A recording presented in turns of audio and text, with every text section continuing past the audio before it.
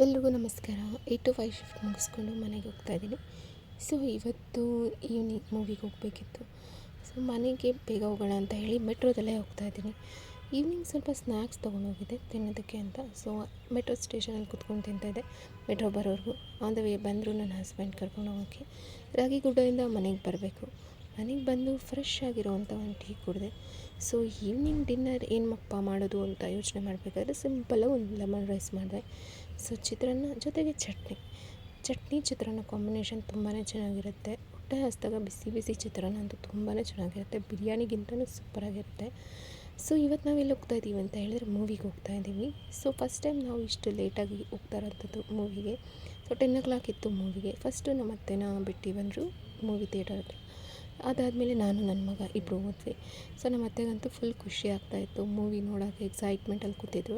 Movie ಕೂಡ ತುಂಬ ಚೆನ್ನಾಗಿತ್ತು. ಇದು ಆ್ಯಕ್ಚುಲಿ ಹಳೆ ವಿಡಿಯೋ, ಈಗ ಪೋಸ್ಟ್ ಮಾಡ್ತಾಯಿದ್ದೀನಿ ಅಷ್ಟೇ. ಸೊ ನಾನು ಶಿಫ್ಟ್ ಮುಗಿಸ್ಕೊಂಡು ಬಂದು ಮನೆಗೆ ಬಂದು ಡಿನ್ನರ್ ಮುಗಿಸಿ ಮೂವಿ ನೋಡೋಕ್ಕೆ ಬಂದಾಗ ಒಂಥರ ರಿಲ್ಯಾಕ್ಸಿಂಗ್ ಪ್ಯಾಕೇಜ್ ಆಗಿತ್ತು. ಬಟ್ ಫ್ರೈಡೇ ಬುಕ್ ಮಾಡಿದರೆ ಇನ್ನೂ ಚೆನ್ನಾಗಿರ್ತಿತ್ತು. ಬಟ್ ಆ ಟೈಮಲ್ಲೂ ತುಂಬ ಜನ ಇದ್ದರು, ತುಂಬ ಫ್ಯಾಮಿಲಿಗಳೇ ಬಂದಿದ್ದರು. ಮೂವಿ ಅಷ್ಟು ಚೆನ್ನಾಗಿದೆ ಅಂದಮೇಲೆ ಫ್ಯಾಮಿಲಿ ಬಂದೇ ಬರ್ತಾರೆ ಅಲ್ವಾ. ಸೊ ಮೂವಿ ಜೊತೆ ಎಂಟರ್ಟೈನ್ ಮುಗಿಸ್ಕೊಂಡು ಸೊ ಮಧ್ಯದಲ್ಲಿ ಇಂಟರ್ವಲಲ್ಲಿ ತಿಂತಾ ಇದ್ವಿ ಸ್ನ್ಯಾಕ್ಸು. ಬೆಳಿಗ್ಗೆನೇ ಇದ್ದಿದ್ದರಿಂದ ನನ್ನ ಫೇಸ್ ನೋಡೋಕ್ಕೆ ಆಗ್ತಾ ಇರಲಿಲ್ಲ. ಬದುಕೆಂಬ ದಾರಿಯಲ್ಲಿ ತಿರುವುಗಳು 108. ಹೀಗೆ ಇರಲಿ ನನ್ನ ನಿನ್ನ ನಂಟು. Have a nice day. ಎಲ್ರಿಗೂ ಒಳ್ಳೆಯದಾಗಲಿ.